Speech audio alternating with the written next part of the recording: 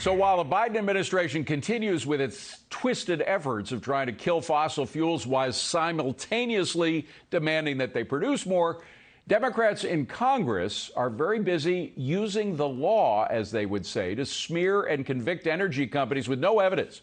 An example is the Consumer Fuel Price Gouging Prevention Act, which barely passed the House with no Republicans and 4 Democrats opposing it.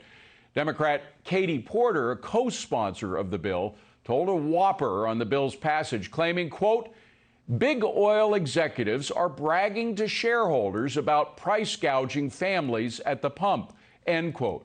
Well, of course, she provided no source for that claim because there is none. She just made it up. Such is the integrity vacuum of today's lawmakers. One who opposed that bill is our next guest, Republican Congressman of Arkansas and a member of the Natural Resources Committee, Bruce Westerman. Good to see you, Congressman. Thanks for being here. How many laws, by the way, are based on stuff that's just made up? It seems like anymore, David, a lot of them are that way. You mentioned I'm on the Natural Resources Committee. We had a hearing this past week with all the energy crises and everything else going on. The topic of the hearing was big cats. So I know that's what's first and foremost on America's mind is regulating big cats. Unbelievable. But, I'll use one of Joe Biden's words. It's bizarre. It's bizarre that he's blaming everyone, wants to point fingers. It's bizarre that they don't understand when they pour trillions of dollars into an overheated economy, that it gives a double whammy to the economy on the negative side. Number one, they were paying people not to work, which hurt supply, and people have more money to spend, which increased demand, so prices have gone up. We tried to tell them, you're going to blow inflation through the roof. They didn't listen. Now there's this attack on energy. So, I'm kind of to the point, I think they're incompetent to lead. They're too arrogant to follow. Would they just please get out of the way and let the people that can solve the problem solve it? Yeah, and by the way, there's also the people that work for the they talk about the oil companies as though there's a room full of people that are making all the money from oil revenue, when in fact there are millions of people that work for the oil companies, both in the production and the distribution and the retail sectors and everything. Those are good jobs. Those are jobs that we don't want to kill by a government takeover, whatever they have in mind, let alone all of the people that have stock in the companies. It's the shareholders that own the company. So they got that. Now, we should mention, of course, that this was passed in the House, but it's unlikely to pass in the Senate because you have Senator Manchin and some other senators who are probably going to vote it down, right?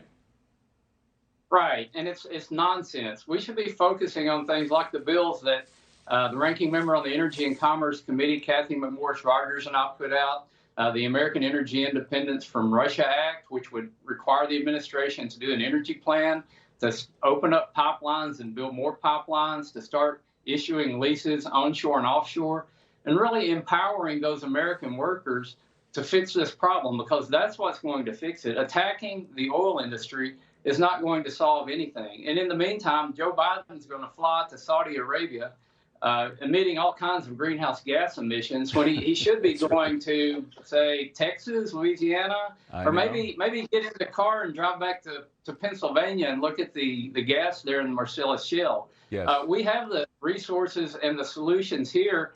We just have to utilize them. And we have the workers. He claims to care about union workers. There's so many, there are hundreds of thousands of union jobs that are directly tied in to all of those projects that you talked about. And, you also have the American people behind you. The voters are behind you. Americans do care more about cheaper gas than they do about oil company profits, don't they?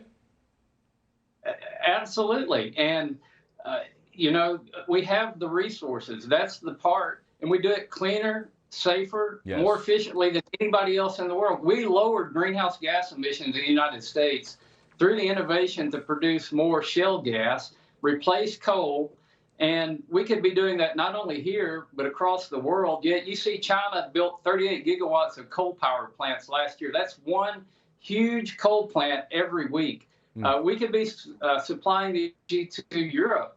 They're building coal-fired plants. The administration and Democrats in Congress use this guise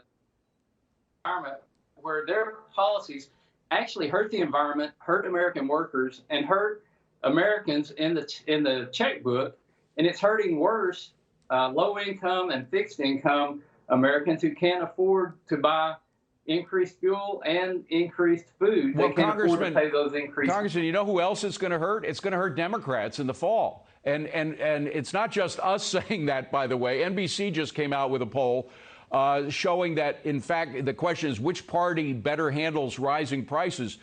The GOP, 55%, Dems, 36%. In other words, Republicans hold a 19-point lead in the polls about which party handles prices better. So, I mean, I don't know whether they have a political suicide wish or not, but they're going against the wishes of the voters.